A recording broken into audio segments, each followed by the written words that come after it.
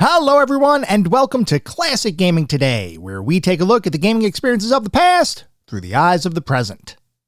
I am your host, Tony, and today we're going to look at Plumbers Don't Wear Ties, an adult-oriented visual novel / choose-your-own-adventure slideshow developed and published by United Pictures for the Microsoft Windows computer platform back in 1993, with a more well-known port to the 3DO home console by Kieran Entertainment following in 1994, and finally a full-scale remastered version created by Limited Run Games releasing for all modern platforms in March of 2024.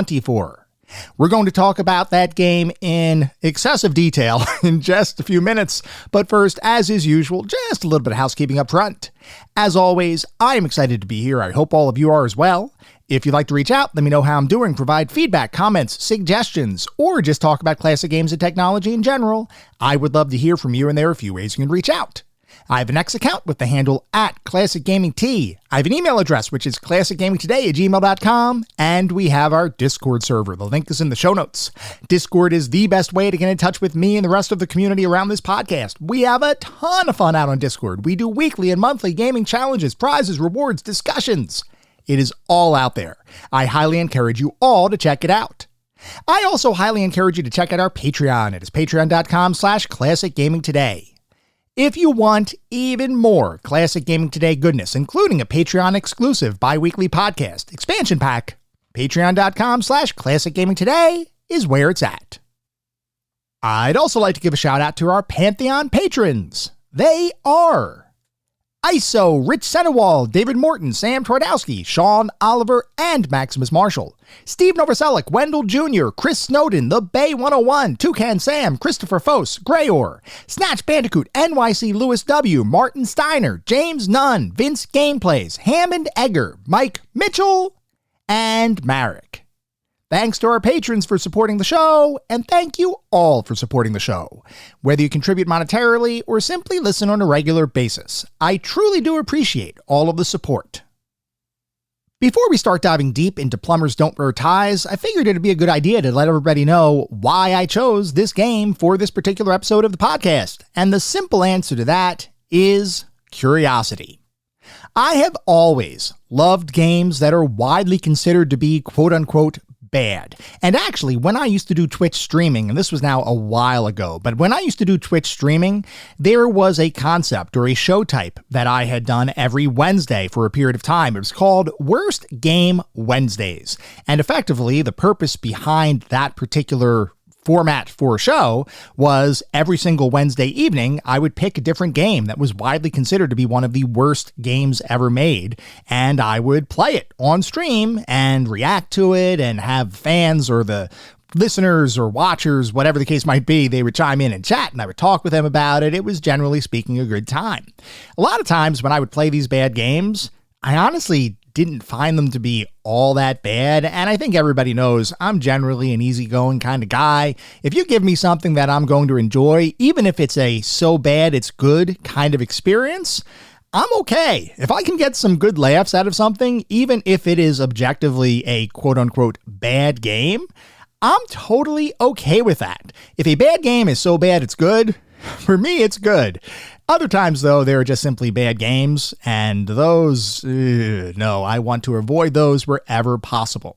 But anyway, back when I was doing Worst Game Wednesdays, I did play Plumbers Don't Wear Ties. Actually, I didn't play it for a Worst Game Wednesday episode. I had actually done a full playthrough of Plumbers Don't Wear Ties for my YouTube channel at the time, which was the same YouTube channel associated with my Twitch stream, so it was all interconnected. But I actually did a full playthrough of Plumbers Don't Wear Ties. It was a Let's Play, and I did my commentary over the background, and generally speaking, I remember having an okay time with it, I guess is the best way to put it. I mean, I wasn't enthralled with the experience. Did I find some comedy? Well, yeah, I did. Was it a classic game, though? Oh, hell no. It was not classic at all. It was certainly one of the worst games ever made in history.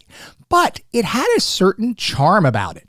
Now, it wasn't charming, mind you, but there was something campy about it that at least a part of me did enjoy as I was playing the game.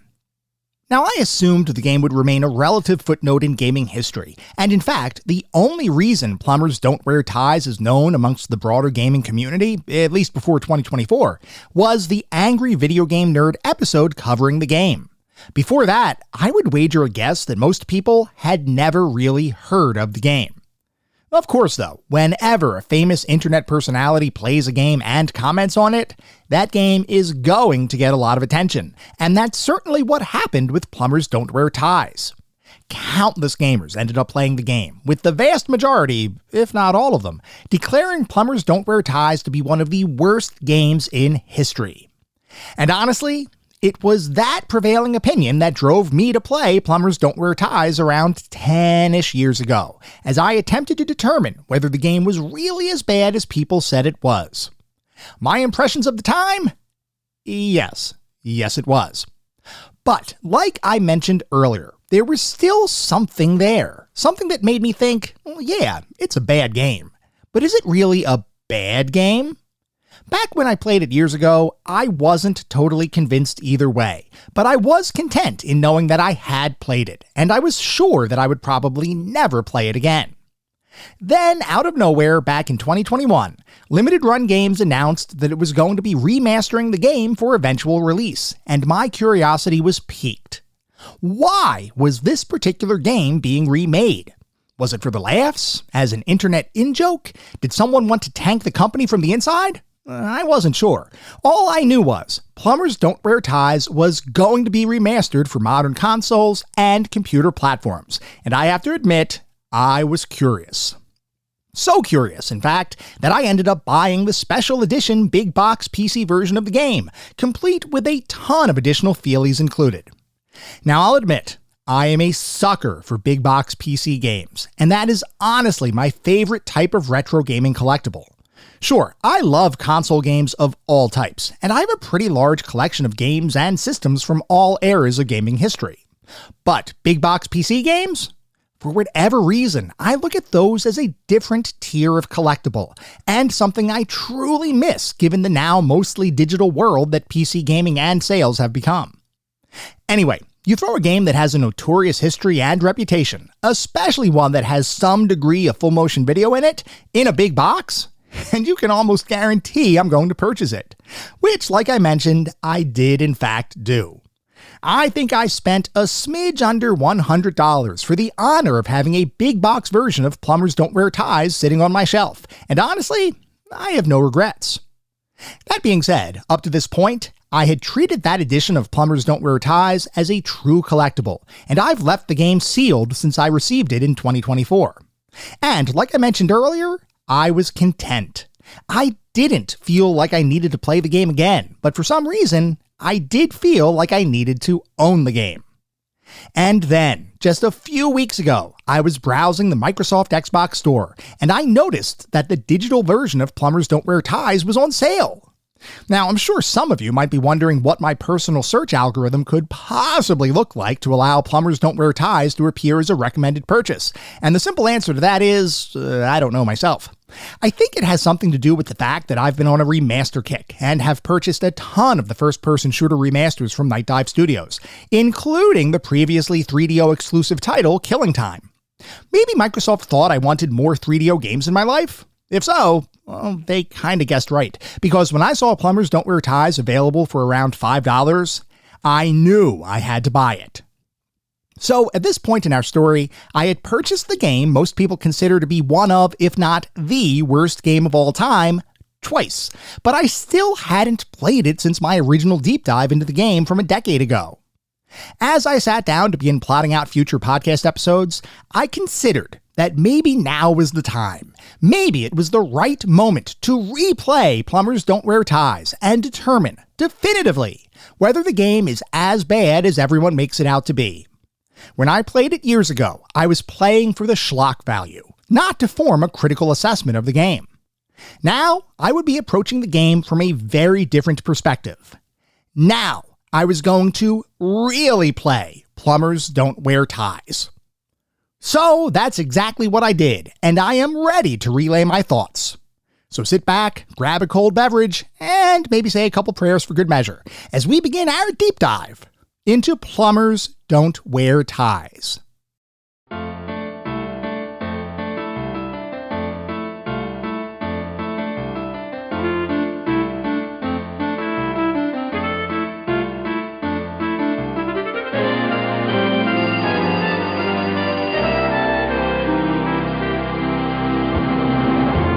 Plumbers Don't Wear Ties is a mostly interactive slideshow developed and published by United Pictures for the Microsoft Windows computer platform back in 1993, with a 3DO home console port by Kieran Entertainment in 1994, and finally an entirely remastered version created by Limited Run Games, releasing for all modern platforms in March of 2024. Before we can talk about Plumbers Don't Wear Ties, we need to talk about the game's creator, Michael Anderson, a relatively creative, definitely intelligent guy who got his start in the industry working as an engineer on ARPANET, which was the predecessor of the internet. A little bit after that, he founded a digital mapping company and eventually sold that company for a tidy sum of profits. And with that newfound wealth, he had the opportunity to do pretty much whatever he wanted to do with his free time. The question was, what would he turn his attention to? Anderson, for his part, was a fairly creative guy. And like many creative people, he was intrigued by the film industry, though Anderson wasn't really interested in investing his money in a big-budget Hollywood blockbuster kind of film. And in fact, he wasn't even interested in really making a traditional movie at all. What Anderson was interested in was exploring different ways of telling a story through the use of film. But rather than creating a standard linear playing movie, he wanted to experiment with the concept of interactive movies, where viewers would be prompted to choose one of several paths at various points in the story, and then the film would play out in one of several different ways based on that choice. In essence, Anderson wanted to create a full motion video, or FMV, game. As longtime listeners may recall, the concept of an interactive movie is one that had existed in several different formats over the years, even before such a concept started to become prevalent in video games in the early 80s through the late 90s. In fact, the first truly interactive movie, a film called Kino Automat, was created all the way back in 1967, and was, for the time, a truly interesting experiment in choice-based narrative storytelling. To understand what makes Kino Automat unique, we need to recall that the concept of branching narratives and interactive films typically relied upon disc-based formats like Laserdiscs and CD-ROMs to allow for random jumps from one scene to the next, because linear-based formats like film are not your friend when attempting to develop an interactive choose-your-own-adventure kind of experience. While there would be some attempts at leveraging linear film for choice-driven narratives, like what we'd see with the failed Hasbro Nemo console in the mid-80s, for the most part, choice-driven narratives in films weren't really much of a thing. Yet, I just mentioned that the first interactive movie came out all the way back in 1967, a period of time before Laserdiscs or CD-ROMs were even created. So, how did Kino Automat in 1967 facilitate scene switching based on audience feedback?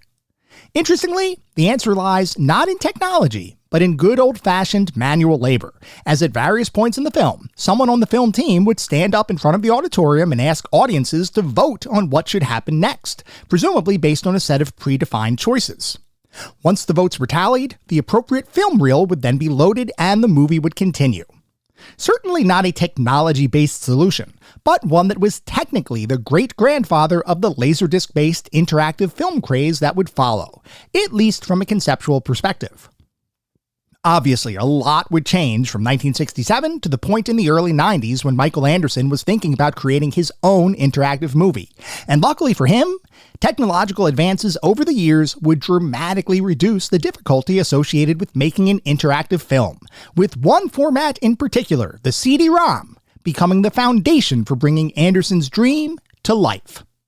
CD-ROM technology was a big deal in the later 80s, but really into the early 90s. And the reason for that is that CD-ROM technology allowed developers almost unheard of amounts of storage space to store their game assets with.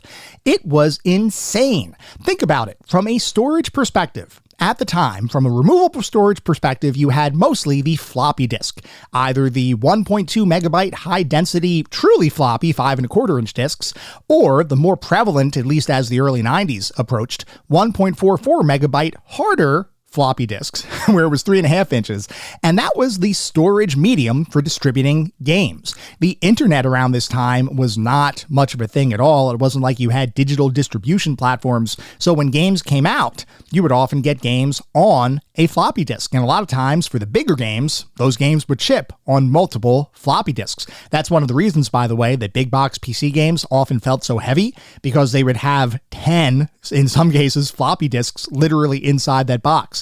It gave them a certain amount of heft, but honestly, I really miss those times. It was a really cool time to be a gamer, and to have those floppy disks and have to swap back and forth as you were going through the install. I don't know. It just felt cool. But anyway, CD-ROM technology would change all of that, because rather than having a single disk that could hold 1.44 megabytes of information, now you had a CD-ROM disk, which could hold 650 megabytes of information. Even hard drives of the time couldn't really hold that much storage. CD-ROMs held more storage than most conventional hard drives that were in use in the early 90s. It was absolutely insane. So, with all that storage space, you might wonder what developers would focus their attention on. Well, some developers decided to begin including audio with their games, like actual spoken audio, voice tracks for their games. You saw this a lot with the adventure game genre, where companies like LucasArts would begin to have voiceover dialogue for their adventure games, something that had never been possible before in the era of the floppy disk. Now with CD-ROMs, you had that storage space available, so you might as well use it.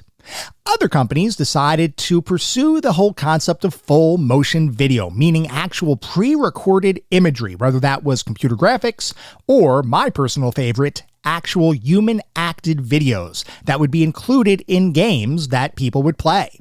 Now, those full motion video games ran the gamut of different styles. You had truly interactive movies where you pick an option and then a different video might play. You had games that had full motion video cutscenes where you'd otherwise have a normal interactive experience. Then you'd have a full motion video cutscene that you might watch. There were all sorts of different styles of full motion video games, especially as the CD-ROM craze of the early 90s reached mass market penetration. But there were tons of developers working on full motion video games. And the reason that FMV titles in general got such a huge boost and became so popular is because CD-ROM technology itself would become popular and pervasive across the computer industry.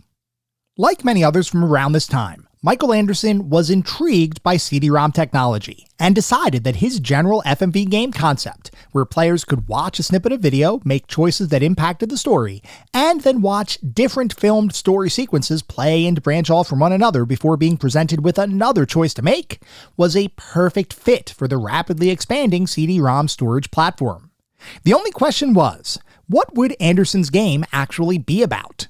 Like we talked about, CD-ROM technology, and in particular FMV games using CD-ROM technology, was big business in the early 90s, and a number of video game development studios were making significant profits by leveraging the storage space of CD-ROMs to deliver interactive experiences that gamers had never seen before. You see games like Myst or The Seventh Guest, where you had these puzzle experiences that featured insane graphics, including pre-recorded full-motion video cutscenes and scenes interspersed into the overall gameplay. You had the entire Sega CD platform, where companies like Digital Pictures were making games that featured full-motion video prominently throughout the entire experience. Sewer Shark, Night Trap, Ground Zero Texas, Corpse Hunter, so many games, so many full motion video titles, and a lot of these companies were making a ton of money integrating FMV into their games. Look at Myst, which was the top-selling PC game of all time up until around the early 2000s. Tons of people played these games, primarily because now they were getting experiences that they had never received before. Full motion video was certainly a component of that, but generally speaking, CD-ROM technology drove a lot of that adoption and a lot of those sales, and games like Myst, Seventh Guest, and others were certainly reaping the benefits. Now, many of these developers had fairly extensive budgets available to them, or at a minimum, had publishing agreements in place to help fund the various projects that would eventually result in a variety of FMV games being created. Anderson, however, was not part of a big company, and he didn't have any sort of publishing agreements lined up. Sure, he had some money due to the sale of his prior company, but he didn't have endless funds. He just had an idea and a dream to create an interactive film for players to hopefully enjoy. The only issue was, he didn't know how the heck he was going to make that happen. As Anderson began brainstorming how to turn his dream into reality, he came to the realization that anything he was going to try to make would have to be a low-budget affair, because like I just mentioned, he didn't have the money to invest into making a blockbuster gaming experience like The Seventh Guest or Myst, nor did he have the funding to make an action-packed Hollywood-style experience with special effects, stunt work, and a huge cast. No, Anderson was operating under much more modest means, and every decision he would make for his forthcoming game would have to be limited by his available resources. So, rather than make a super deep game with tons of video and special effects, he instead decided to write a fairly simple romantic comedy kind of narrative, with the game focusing on a man and a woman who could potentially fall in love, if players made the right choices to make that happen. Alternatively, players might make the wrong choices, in which case several different story paths and endings could potentially play out, before allowing the player to try again and hopefully make better choices the next time around. Now, some individuals, when they begin creating something, do so under the auspices of artistic expression, meaning they're trying to create something meaningful, something that will make a statement on society, or something that, more broadly, could potentially be considered quote-unquote art. While not every creator achieves their goal of creating a meaningful work of art, the drive and desire to create something truly special is typically embedded within any creative work. I mention that to say that Michael Anderson was not one of those people. He wasn't trying to create a game that would be viewed as a classic. He was effectively trying to do something just because he thought it sounded cool, and the game he was working on was a true experiment, just to see if he could actually make a game. That meant that Anderson was free to do all sorts of things that would never make sense in a true work of art, and his creation was never intended to be taken seriously. As an example, while most scripts for movies or narrative-based video games might be created over a period of months, Anderson's script took him just a few days to write, during which time he literally got high and jotted down any ideas that came to him, no matter how ludicrous or silly they might have been.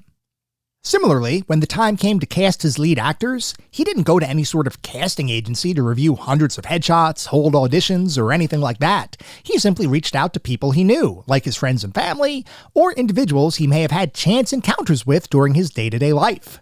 And interestingly, that's exactly how the lead female actress in the game, Jean Bisson, came to be cast. Jean Bisson had always had high ambitions, and from a young age knew she wanted to become an actress, or at a minimum, somehow make a name for herself in Hollywood. As you might expect though, having a dream of becoming a famous actress and actually becoming a famous actress are two very different things. And like many individuals attempting to break into film and television, the road to fame and fortune doesn't always follow a straight line path. Bisson's personal journey to fame started in 1986, when a chance audition for a brand new wrestling promotion called Glow would launch her onto television screens around the country. Glow was an acronym for Gorgeous Ladies of Wrestling, and was a concept pioneered by wrestling promoter David McLean, who had previously worked for one of the many regional wrestling promotions that were peppered throughout the United States and Canada. The majority of wrestling companies in the 1980s were focused on delivering hard-hitting action featuring oversized men with larger-than-life personalities and superhero-like physiques, though there had been, on occasion, matches featuring women wrestlers. While the athleticism displayed by women wrestlers around this time should not be dismissed, the simple fact is that women wrestling, for the vast majority of the population, including most wrestling promoters, was more of a novelty as opposed to something to base an entire company on. David McLean had a different idea in mind when he came up with the concept behind Glow. What if there could be a wrestling company devoted almost exclusively to women wrestling other women, with a variety of characters and personalities across an almost all-female cast of characters, but with the same degree of over-the-top spectacle that had made male wrestling so popular? McLean thought there was merit in the idea, though many of his prior wrestling acquaintances thought that he was absolutely crazy to be trying to start an all-woman wrestling promotion. Undeterred, McClane proceeded with auditions for his new, but as yet unproven, wrestling promotion, with the first auditions attracting over 500 women, many of whom had dreams of Hollywood stardom, but hadn't yet been able to make the leap to television and theater screens. And one of the women who showed up to that very first audition was none other than Jean Bisson. Bisson was both athletic and talented enough to be selected as one of the 12 finalists from the various auditions for the show, which meant she was going to have the opportunity to star in the pilot episode of the new promotion. Choosing the name Hollywood for her newly born wrestling personality, Bisson would go on to be featured in Glow's pilot episode, as well as every season of the promotion following. In fact, Bisson was the only person to have a starring role in both Glow's pilot as well as every forthcoming season of the show, making her potentially one of the most recognizable wrestlers to have started their career with the all-woman promotion. Unfortunately, Glow's television contract was canceled in 1989, which effectively brought an end to the company, at least in its first iteration, though Bisson continued to seek out jobs wherever she could, and was able to turn her newfound fame into a variety of opportunities, both on the wrestling circuit as well as in film and television, where she was able to secure small parts in a variety of popular television series like Married with Children, Saved by the Bell, and In Living Color. Despite the fame that her Glow run afforded her, however, Bisson would often take a variety of other jobs simply to keep some additional money flowing into her bank account, and beyond acting and wrestling gigs, she also worked as an occasional model. And one day, while modeling at a lingerie show, she would be approached by a man, Michael Anderson, who had what he believed to be the perfect role for her. Anderson described the concept behind his romantic comedy FMV-styled game to Bisson, and she immediately thought the idea was intriguing. It was definitely very different than her prior work in television, and making a game featuring real people sounded like a totally foreign concept to her. But regardless, she thought it sounded fun, and at the end of the day, a job is a job. So after that meeting with Anderson, Bisson agreed to work in his forthcoming game, where she would be cast as the lead female role, Jane. With Jane's actress now secured, Anderson would turn his attention to casting other roles in the game, most of whom were found either by chance, like the selection of male model Edward J. Foster as lead protagonist John, luck, like the fact that one of Jean Bisson's friends, Paul Bocure, looked like a sleazeball and would therefore be perfect to cast as the main villain of the game, and necessity, as Anderson himself would appear in the game as the narrator, as well as James' seemingly alcoholic father. Eventually, Anderson would finish casting all of the roles for his forthcoming interactive rom-com, which meant it was now time to actually create the game. Recall that Anderson had always envisioned his game as a full-motion video experience, where players would be able to watch a series of recorded video sequences, followed by some sort of choice, after which the story would naturally branch into one of several different directions based on that choice. That concept, a sort of video-based choose-your-own-adventure, wasn't novel in the early to mid-90s, as tons of companies attempting to cash in on the newly emerging FMV craze ended up creating titles that would present similar kinds of situations, which incidentally is one of the main reasons why FMV in gaming is often thought of as a less interactive kind of experience than most traditional games. You all know how I feel about FMV in gaming, and if anyone wants to challenge my love of full-motion video games, feel free to meet me on the playground by the swings at 3 p.m. to settle our differences. But regardless, even I have to admit that there were a good chunk of lower-effort FMV games released in the early to mid-90s, where developers were simply trying to make some money, ended up filming the equivalent of an amateur movie, and then organized the video clips to provide for a semblance of narrative choice. Anderson, admittedly, was trying to do the same exact kind of thing for his forthcoming game, only here, he hit upon a couple of snags that would actually make the game very different than most FMV titles. For one, Anderson wasn't really a professional filmmaker or game developer, so he didn't have the best understanding of the rules for filming around different public locations, like, say, the streets of Los Angeles. He also didn't have any real plan for securing permits, or building sets, or doing any of the other kinds of things that a film production typically needs to work through. And even further, he didn't have the best grasp of the capabilities of computer and video game technology of the time, which when combined together, made the act of creating his new game very challenging. One of the issues was that Anderson, while always intending to create a game, didn't realize until right before he was about to begin filming that CD-ROM speeds of the time could not support full-screen, high-quality full-motion video sequences. In fact, the most prevalent CD-ROM speed available in the majority of computers at the time was what was known as a single-speed drive, capable of transferring 150 kilobytes per second of data. Full-screen, full-motion video, even with less than HD resolutions, takes a ton more data and requires significantly faster machines than most of the population had. In fact, a high-quality FMV game from the early 90s often had resolutions as low as 320 by 240 pixels, compressed video that oftentimes looked decidedly less crisp than normal film, and frame rates of only 12 frames per second, a far cry from what consumers were used to with more traditional video cassettes. Anderson, for his part, didn't want to create an interactive movie and then have the movie part of the experience be something that technology couldn't keep up with. And he didn't want to settle for lower quality video sequences just to make it so that players could have a chance of experiencing his game. So Anderson decided to do something unique. He decided to pivot away from his FMV game concept to instead turn the game into more of an interactive slideshow.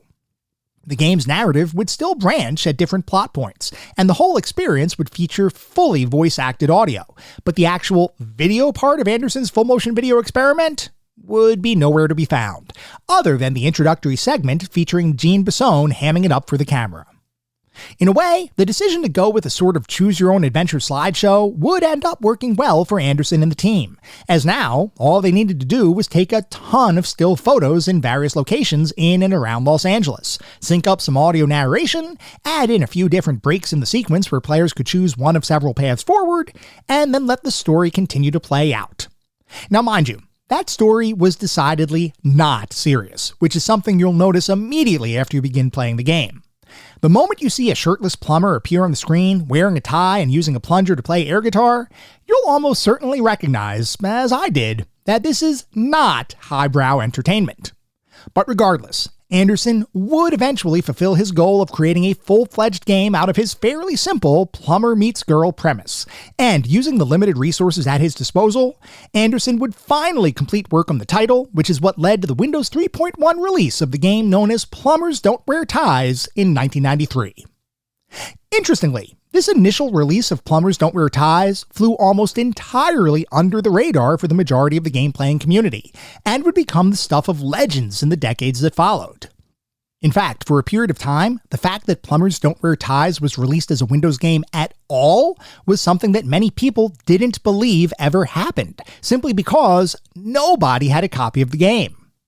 The existence of Plumbers Don't Wear Ties on Windows 3.1 would eventually be proven true in 2017, when Reddit sleuths found a single physical copy of the game at the Ball State University Library in Indiana, which would eventually be ripped and submitted to the Internet Archive for preservation. Before that, though, the Windows 3.1 version of Plumbers Don't Wear Ties had all but disappeared in the years following its initial release. More popular was the 3DO version of the game, released in September of 1994. This release, while not what anyone would consider a commercial success, was a bit more well-known than its predecessor, though the curious amongst you might be wondering how a completely forgotten, underperforming title would get the chance to be released on a 3DO at all. Well, the answer to that question lies in the fact that the 3DO, unlike most consoles, was a technology platform and not a closed-wall console ecosystem. Most console manufacturers like Nintendo or Sega heavily controlled the licensing of that console to various game developers, meaning that a game developer couldn't develop on the console unless they received a license from Nintendo or Sega. In that way, consoles like the Genesis or the Super Nintendo or the Nintendo Entertainment System or whatever other console most manufacturers worked on were considered closed-wall environments, meaning in order to publish a game on that console, you effectively needed the keys to the kingdom. You needed the keys to get into that closed-wall ecosystem, and then you could develop and publish your games. The 3DO was not designed like that at all. The 3DO was the brainchild of Trip Hawkins, who was the CEO of Electronic Arts back around the time that the 3DO was originally made. The 3DO would not have a closed-wall ecosystem at all, and in fact, the 3DO was being designed as a technological platform that any console manufacturer, or really any manufacturer, could license from the 3DO company and then create their own 3DO consoles. Actually developing and publishing games for that console was a much simpler affair because all people had to do was have the logistics in place to be able to create these games and to sell them to the masses. They didn't have to get a license from some company called the 3DO Company. I mean, that was the company name, but they didn't have to get a license from the 3DO Company to make games for the console because the 3DO Company wasn't in the business of licensing the technology for game developers. It was in the business of licensing the technological platform to other manufacturers to create their own consoles, which is why you might see different 3DO manufacturers like Panasonic or Gold Star. The 3DO was the technology. The games that could be published on the 3DO platforms, that didn't really have as much of a licensing impact. So, unknown games like Plumbers Don't Wear Ties on Windows 3.1 could very easily be ported over to the 3DO because there really wasn't a check and balance as it relates to licensing games for that particular console ecosystem. And because the 3DO wasn't restricted to a single console manufacturer, you basically could do whatever you wanted to do, and it made it really easy for game developers to get their games published on the console, especially considering the fact that the 3DO was trying to become popular enough to compete with the likes of Nintendo and Sega. So companies were bending over backwards to get developers to make games for the 3DO console ecosystem.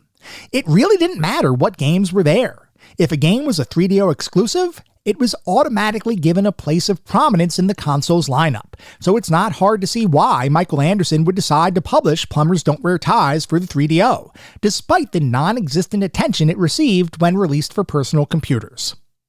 When released on the 3DO in 1994, Plumbers Don't Wear Ties would receive a bit more attention, though unfortunately for Anderson and the team behind the game, none of that attention would be positive. Video game critics were quick to declare Plumbers Don't Wear Ties to be one of the worst games ever created, with some even declaring it outright to be the worst game in history.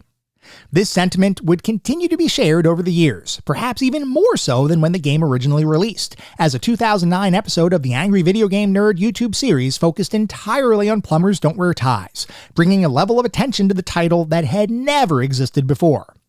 Now, similar to initial critical reviews, none of that attention would be positive, but it would help to shine a spotlight on a game that in the eyes of many was a completely unknown part of video game history. While AVGN's coverage of the game would thrust Plumbers Don't Wear Ties into the spotlight, the limited-run game's quote-unquote remaster of the title several years ago would, to a degree, legitimize the title as an actual game worthy of discussion and preservation. In all fairness, everyone involved in that remaster, and even beyond, nearly everyone involved in the making of the original game itself, recognized that Plumbers Don't Wear Ties isn't what anyone would consider to be a high-quality experience, and Anderson himself has even gone on record as saying that anyone who takes this game seriously is fooling themselves. It was effectively a joke, and the fact that it exists at all was simply because Anderson had an idea and was determined enough to bring that idea to life. Regardless of how much of an abomination that idea might be considered amongst the broader gaming community, I do have to give Anderson credit for seeing this through to completion.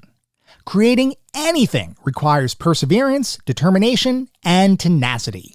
And oftentimes, people begin creating something but then fail to complete that creation, whether because it's too hard, they don't have enough time, or any number of other reasons. Anderson was able to push through and past all of the challenges he faced, eventually bringing something new into the world, and for that, he definitely deserves a degree of recognition. That being said, I do recognize that Plumbers Don't Wear Ties is not considered to be a good game, and my prior experience with the title certainly gave me some pause before I began playing the game for this episode of the podcast. Of course, perspectives can shift over time, so who knows? Maybe I'll discover that Plumbers Don't Wear Ties is actually a hidden gem unfairly criticized by the majority of gamers around the world. Or maybe I won't. Either way, I can guarantee something is definitely going to happen as we continue diving even deeper into Plumbers Don't Wear Ties.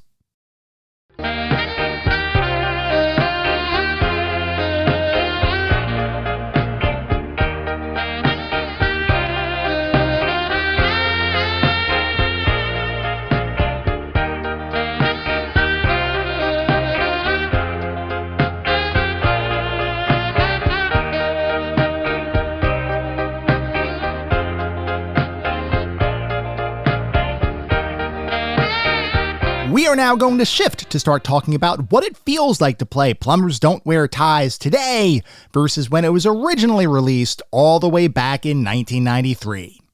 For anybody who hasn't had the pleasure of playing Plumbers Don't Wear Ties, either the original Windows release, the 3DO re-release, or even the modern remaster, and I use that term loosely, Plumbers Don't Wear Ties is effectively a choose-your-own-adventure game. And it had great ambitions to be a full-motion video interactive movie. As we're going to talk about, it didn't quite hit those ambitions. So the question is, what exactly is Plumbers Don't Wear Ties? What is the gameplay like? What is the overall feel of playing the game? Well, I'm going to tell you. Have you ever sat down to begin creating a chart package in a software package like Microsoft PowerPoint or even whatever the Apple equivalent is? What is that? I'm not even sure. Is it like slides or chart? I don't know what it is. But have you ever sat down to create a PowerPoint package or a chart package and thought to yourself, wouldn't it be cool if there were a couple of links on that chart where I could click on one link and it might jump to a different part of the presentation, and I might click on a different link and it might jump to a different part of the presentation? If you've ever done that, or if you've ever designed a PowerPoint presentation or a similar kind of chart package with links that go elsewhere, you could have effectively designed Plumbers Don't Wear Ties, because all it is at the end of the day is a choose-your-own slideshow interactive experience. And some people might think that I'm over-exaggerating, that I'm making this feel like less than what it really is. No, I am not exaggerating. Plumbers Don't Wear Ties is an interactive slideshow adventure. That is the best way to describe what this game is. There is barely any full motion video in the game. There is a lot of photography, and there are a lot of audio clips and music and voice acting and all that good stuff. So we're going to talk through everything as we continue our discussion. But at the end of the day, if you sat down to play Plumbers Don't Wear Ties and you had never heard of it before, the best thing you could understand, or the only thing you need to understand sitting down to play the game, is that this is an interactive slideshow experience. The best way to talk about really how that permeates gameplay and how that really gives you the experience of playing Plumbers Don't Wear Ties is to talk through the opening moments of Plumbers Don't Wear Ties. So that's exactly what we're going to do right now. When you first start up the game, you are going to be greeted by a full motion video intro featuring Jean Bisson, the main lead actress from the game. It is definitely not a serious kind of intro, and from the very opening moments, you will be able to tell that this is not going to be a serious kind of experience. That full motion video clip, I believe, and I'm trying to think now, I believe that is the only full motion video clip in the entire game. And the thing is that when this was originally conceptualized, it was supposed to be a full motion video interactive movie, like we talked about during our discussion on the history of Plumbers Don't Wear Ties. And the question might become, well, if this had full motion video throughout the entire experience, would it have been a better experience than simply clicking through a slideshow? I don't really know the answer to that question, to be honest with you, because as you all know, I love full motion video games, but as we continue to talk through the overall structure of Plumbers Don't Wear Ties, you're going to see that I'm not sure much could have saved this overall experience. So anyway, you sit down, you watch that opening full motion video cutscene, and then you're dropped into the actual game.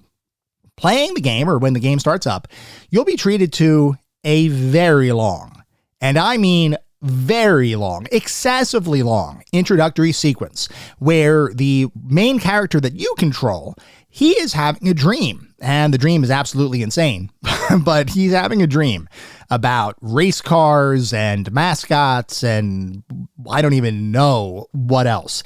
But he's having a dream, and then he wakes up and it's his mother calling, and she's complaining about the fact that he doesn't have a girlfriend and hasn't given her any grandbabies. And then we switch over to Jean Bisson, who is the lead female actress in the game, and then she's talking with her father and he's complaining about why he doesn't have any grandbabies. So you can almost see the structure of the overall experience starting to come into focus right at the beginning of the game, where the guy needs to meet the girl in order to create the grandbabies for the eventual grandparents on either side. The grandbaby part never happens, by the way. Spoiler alert, I guess. But this game does not last nearly long enough to get to the point of actually having grandchildren, thank God. But there is that general framework over the entire game. Then the game goes into a sequence that shows each of you respectively getting ready for your days. So from a female perspective, she's doing all of the beauty routines that you would expect. And once again, these are all presented in a slideshow kind of format. And at this point in the game, there is no interactivity. So you're literally watching a slideshow of the female lead getting ready for the day. And then, of course, you get to watch the male lead getting ready for the day, which at one point he has a tie on and he's playing air guitar with a plunger. And at that is the point where you realize, oh, I guess he's a plumber. because subtlety is not this game's strong suit. Then you go forward and eventually you encounter each other in a parking lot. And that is where interactivity begins. This is a good, I didn't time it. This is probably over 10 minutes. You watch over 10 minutes of slideshow. Maybe it was, I don't have the exact time. I wish I did. But you watch a really long chunk of just slideshow with no interactivity. Like I said, there is voice acting and there is music. The music is quirky at best. There's some, the music's okay, I guess. The voice acting is, well, it's not what you would consider a professional experience. There's definitely some voice acting here. The term acting can sometimes be used in this context a little loosely, but there is definitely voice work. That's the word. Voice work is included in the game. So you get to your first option, your first choice that presents itself. And then you have to choose from one of several different options. And that is where the interactivity comes into play, where there will be these little buttons that pop up on the screen, little links, and you get to pick one of several different options. Sometimes you only have 2 options to choose from. Other times you may have 3 options to choose from, which is when the developers were feeling really spicy. So you pick one of those options and then something else plays out. Now, the thing with Plumbers Don't Wear Ties is that this is not a complex narrative experience. This is not the kind of experience where all of those choices will lead to a deeper experience down the lane. No, what generally happens if you pick the quote unquote wrong choice is the game will play out for a little bit and then you'll reach an ending where the narrator for the game will pop up on the screen and tell you what you did wrong and, generally speaking, verbally assault you. Okay, cool. So I guess I picked the wrong option. The good news is that the game does give you the option of going right back to that choice again. So you don't have to replay the whole thing. There's not a continue system. You basically just go back to that choice and you can choose something different. Eventually, by process of elimination, you will pick the right path forward and then you'll be able to continue through the game. Now, because I am a completionist, I decided that in order to truly experience Plumbers Don't Wear Ties for this episode of the podcast, I had to experience every single branch of the so-called story within the game, which meant I replayed Plumbers Don't Wear Ties 4 times, not in totality, but there were some choices that you had to play through in order to get that full experience. And because the choices don't really go all that far downstream, it's not like it was a huge chunk of time, but I did go through the game several times to unlock every single path and make sure I saw every single piece of story that Plumbers Don't Wear Ties was offering to me. And I definitely have some thoughts. Now, as far as the overall mechanics for the game, there are none, effectively. I just described the overall mechanics for the game, which is watch slideshow, pick a choice, watch more slideshow, pick another choice, and then eventually either beat the game or lose the game. That is the overall framework and gameplay loop for Plumbers Don't Wear Ties. You also have a score system built into the game, which means absolutely nothing. I can't figure out anything to do with the scoring system and how that actually correlates to how you're playing the game or what the choices were you made. I think at one point I had a negative 300,000 score, which I couldn't tell if it was like an integer overflow issue from a technical perspective, or if the game was just being cheeky and telling me that I made all of the wrong choices. So I was just, I guess I was not a good tie-wearing plumber at the end of the day. I don't know exactly what the purpose was behind the score, other than I'm assuming that the game's creators heard that games need to have a scoring system and thought, well, we're gonna get that one in there. That's a check the box on that one. We got the score. So this is obviously a real game. Oh no, it's most certainly not.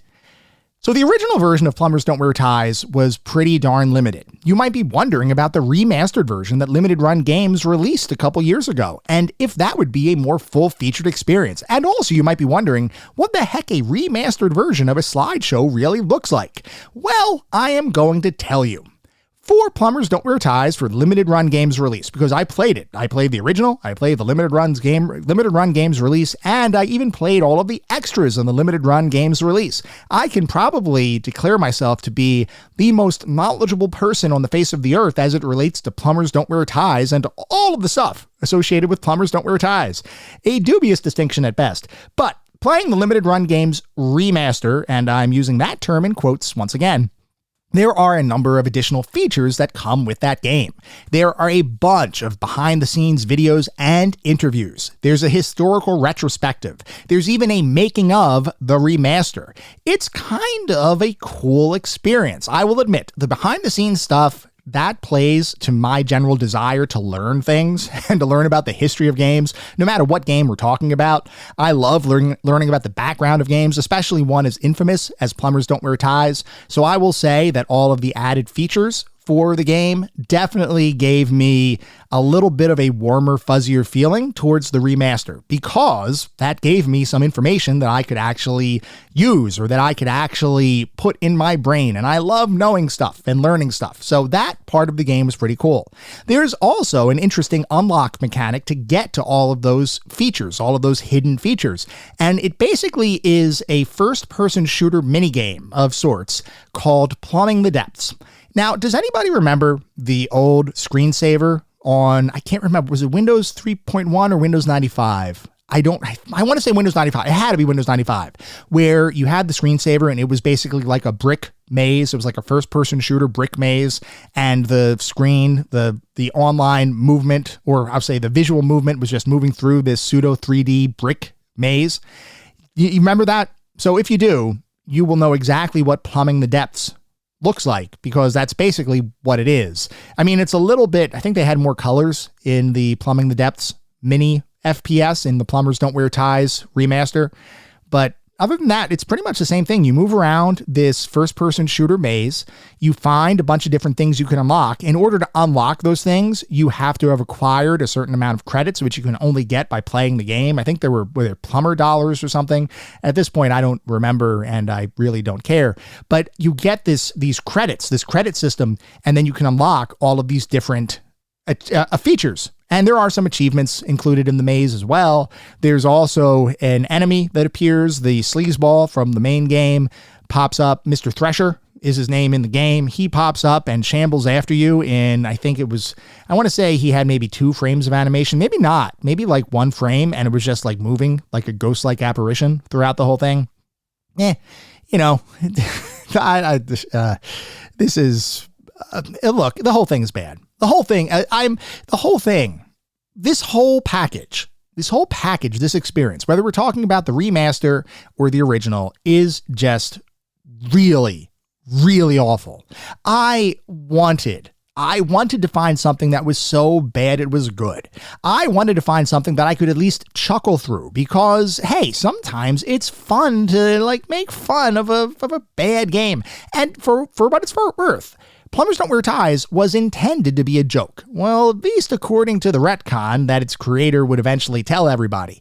Am I entirely convinced this wasn't meant to be an artsy powerhouse kind of release? I'm not entirely convinced. I mean, I think so. I think this was supposed to be just a tongue-in-cheek kind of thing, and just, hey, let me try something. Let me see if I could put something out into the world. But I've got to tell you, if this is the thing that I put out into the world, I guess there's achievement there. I guess that there's accomplishment there by releasing something, anything. But oh my goodness, I do not know that the world is better for having Plumbers Don't Wear Ties in it. And I hate being negative. I'm not a negative guy. I do not like being negative about anything. But I have got to say, this is probably the worst game that I have ever experienced. And I've played some doozies. What I am telling you right now is that I would rather take my Bubsy 3D disc, because remember, I did in fact buy the physical version of Bubsy 3D when we reviewed it almost a year ago. I would rather take my Bubsy 3D disc, put it into my Sony PlayStation, throw out the rest of my video game collection, and then only have Bubsy 3D available to me to play for the rest of my living life. Other than, I can't even speak. I would rather play Bubsy 3D for the rest of my life than play Plumbers Don't Wear Ties for another minute. I cannot believe that I have played this game now multiple times throughout my life. I also cannot believe that I have spent money on purchasing the game at least twice. I may have a third copy floating around somewhere. What is wrong with me? What is wrong with me? This is a game that deserves to be remembered. Not because it is some grand experience, but simply because it is that darn bad. It is that darn awful. I cannot put it into any more simple words than that. Plumbers Don't Wear Ties is atrocious. And we're going to talk more about just how atrocious it is in just a couple minutes. First, though, as we always do, we need to take a look at the back of the box, because as you all know, I love looking at the back of the box for these games. I love learning how different companies marketed their titles, especially in the era of gaming that we typically look at. Back then, we didn't have a pervasive internet. We didn't have YouTube with gameplay videos. Back then, when we made a buying decision, it was often based off of word of mouth from family and friends, reviews we may have read in magazines, and what the box actually looked like sitting on the store shelf. Did the front of the box make the game look cool? If so, we'd pick it up. Did the back of the box make the game sound cool? If so, we might purchase it. If not, back on the shelf it would go. So for Plumbers Don't Wear Ties, in the original long box 3DO release, or actually that's not the original. I mean, it's the original 3DO release, but it is not the original Windows release. But for the long box 3DO release, the back of the box says, Plumbers Don't Wear Ties. Plumbers have everything. Greed, sex, spirituality, white-knuckled chases, shameful propositions, a nun, humor, true love, jaded love, jealousy, taut action, comedy, a bad guy, a good guy, a hero, spine-tingling suspense, a hot babe, brazen bravado, a damsel in distress, and a Hollywood ending. Then it says, the reviews are in, which has a couple of bullets, which says, it's trash, it's brilliant, narrators, cool, I couldn't stop laughing. And then sobbing in like an emotion, almost like an emotion kind of thing, made me cry. My score was so low. And then, don't bother me, I'm still playing. Geez. And then the final quote, plays like a game, feels like a movie. And there are some screenshots on the back of the box, one of which shows our plumber, air guitar playing a plunger, which says, he's a plumber. The next one is our female lead, which says, she's a daddy's girl.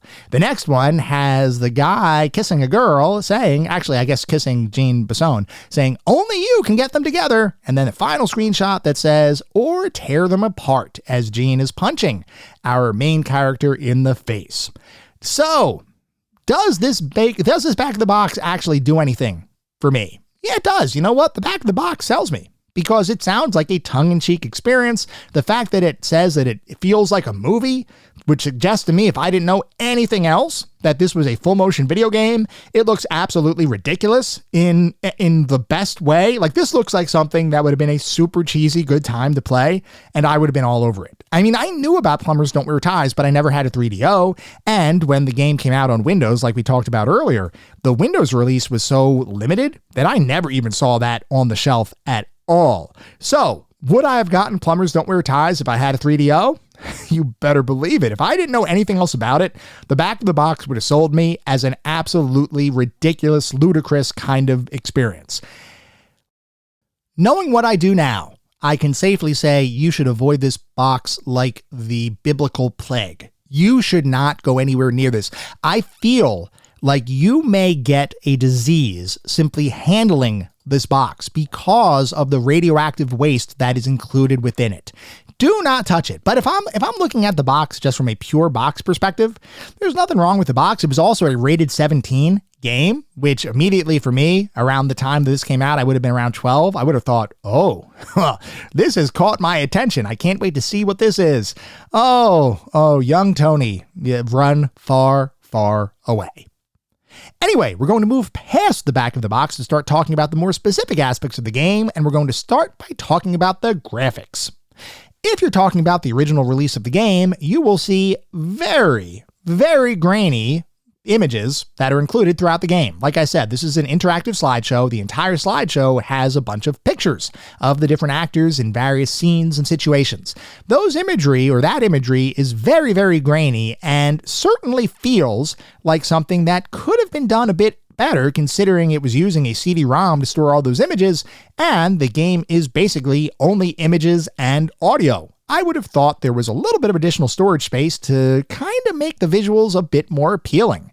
I mean, look at other games that released around this same time. A game like Myst, with all of its, it really wasn't photography, so to speak, but the overall design of the game was much clearer than what Plumbers Don't Wear Ties was. It seems like a relatively simple thing to digitize a bunch of photographs, and I know that back in the earlier 90s, the technology wasn't quite there as far as making things look truly awesome from a photo perspective, but still, I would have hoped for a little bit better quality graphics for this slideshow experience.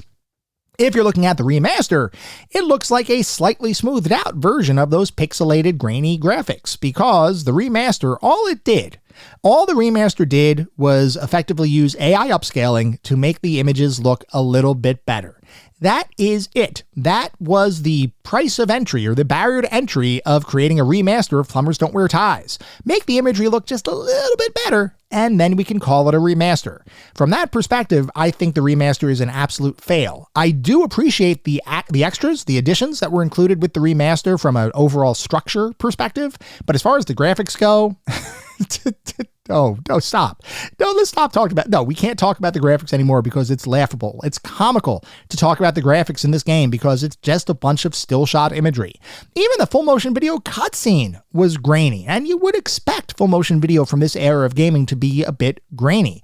But that was the only thing included in the game that made it look like a movie, and I just think this is a missed opportunity all around. The graphics did not impress me with the overall experience. Moving on to the sound and music, the music is probably the best part of the game.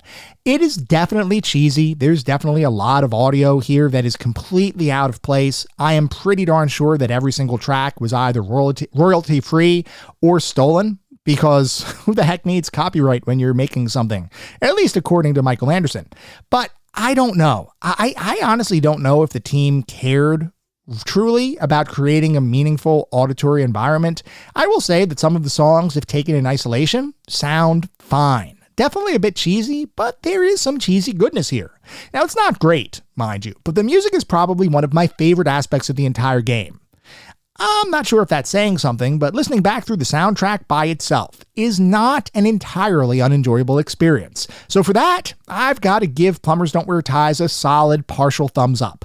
I will say that while I was playing the game, the music really didn't do anything for me. The overall voice acting and the recorded dialogue in the game is just so darn amateur, whether you're talking about the main characters, if you're talking about the narration, if you're talking about the voiceover that accompanies some of those choices, which are done in very stereotyped, just semi-offensive, I guess is the best way to put it, caricatures of certain cultures.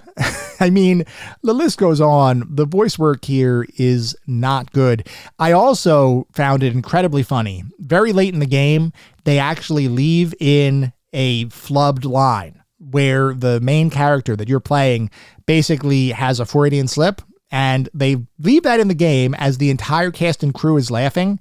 And then you hear the director say in the background, "We're keeping that one in. We're keeping that one in." And in fact, they did keep that one in. That was the biggest. I mean, I understand why, because at this point, the game is just a joke in and of itself. But the fact is that, I don't know, it's just one of those things that speaks to a level of focus and quality that is just absolutely lacking. So the music, fine. The voiceover, pretty darn bad. The general quality, not great at all.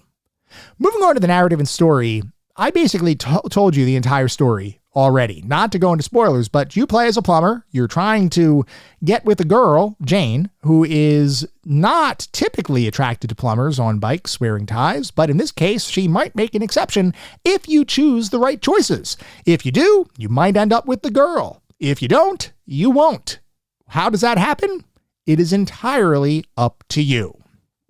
This story is entirely forgettable, completely formulaic, and really doesn't do anything for me at all. I understand what the story was supposed to be. I understand how it was supposed to be structured. I understand this was supposed to be a very light, loose kind of experience.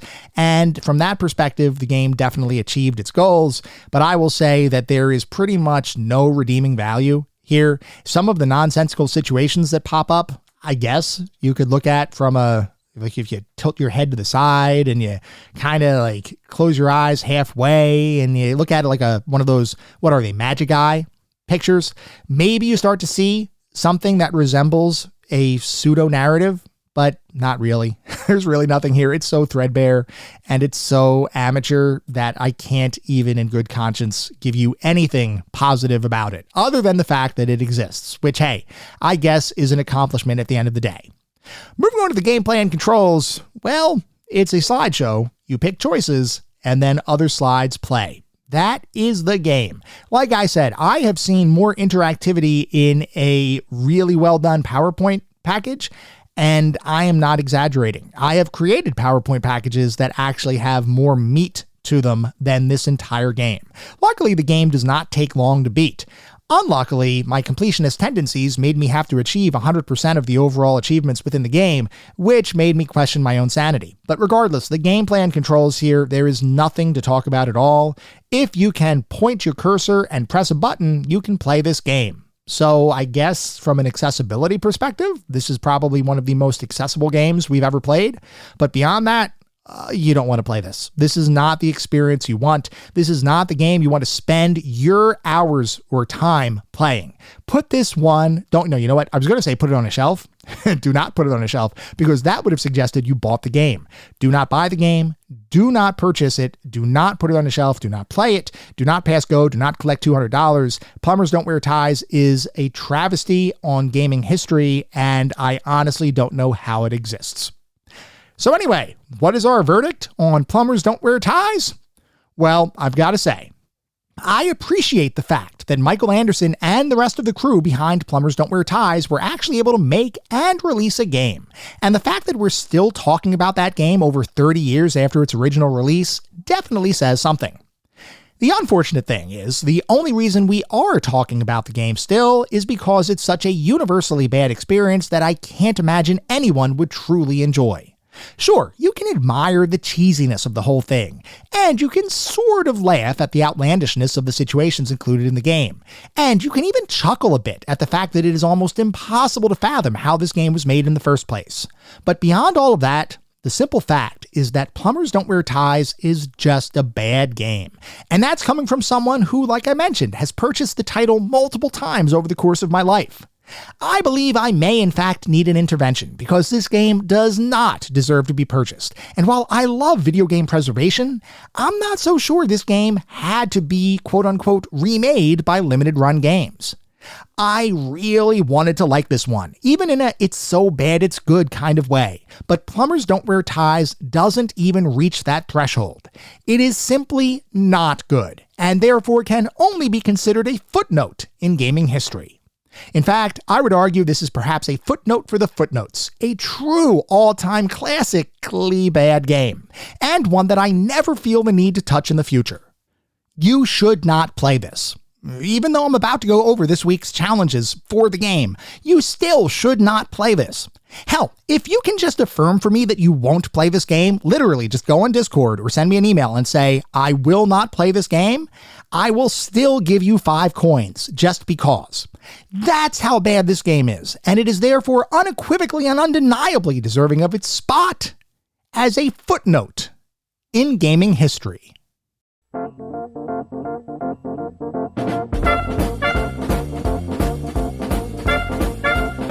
It is now time for this week's set of gaming challenges, and they are all, of course, focused on Plumbers Don't Wear Ties, and actually will give you a more interactive experience than playing Plumbers Don't Wear Ties. Your first challenge, worth a single coin, is to do an internet search, like on Google or some other search engine, for Plumbers Don't Wear Ties.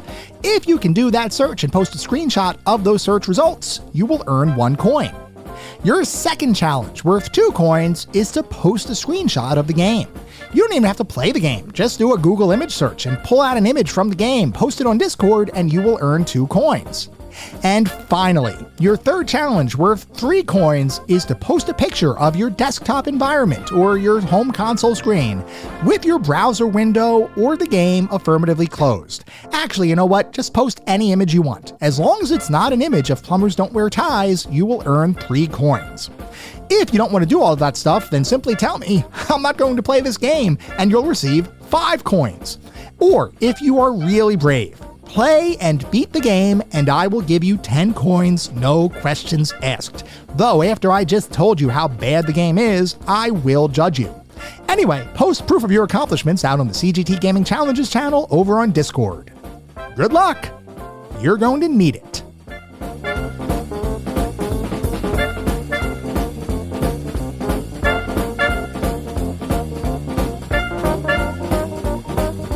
That was our episode on Plumbers Don't Wear Ties. I hope you all enjoyed listening to it way more than I enjoyed creating it. If you'd like to reach out, let me know how I'm doing, provide feedback, comments, suggestions, or just talk about classic games and technology in general, I would love to hear from you, and there are a few ways you can reach out. I have an X account with the handle @ClassicGamingT. I have an email address, which is classicgamingtoday@gmail.com, and we have our Discord server. The link is in the show notes. Discord is the best way to get in touch with me and the rest of the community around this podcast. We have a ton of fun out on Discord. I highly encourage you all to check it out. I also highly encourage you to check out our Patreon. It is patreon.com/ClassicGamingToday. If you want even more Classic Gaming Today goodness, including a Patreon exclusive bi-weekly podcast expansion pack, patreon.com/ClassicGamingToday is where it's at. Before we sign off for the week, I do want to mention that our next episode is going to be focused on a surprise. We're actually, for the first time, I think the first time ever in this podcast's history, we're not going to announce next week's episode before it drops. So if you have any thoughts or guesses about what that episode might be, feel free to shoot me a note and let's see if you were right. At the same time, I recognize you're likely listening to this podcast on any number of podcast services. And if you would feel so inclined, it would be great if you could leave me a review. This is not about trying to bolster star counts. This is not about trying to harvest a ton of 5-star ratings. Though if that happens, awesome, it means we're doing something right. No, what it's really all about is trying to deliver the best possible podcast I can. The only way to do that is to get feedback from all of you, the listener community, to make sure I'm hitting the mark and delivering the content you all want to listen to. We get new listeners every single day, which is simply amazing. I want to continue to grow this community and continue to make the best possible podcast I can. We'll be back in around a week with our next episode focused on something. Who the heck knows what it will be? We'll figure it out before next week's episode. Until then, remember, sometimes the games of the past are just as good, if not better, than the games of today. Goodbye, everyone.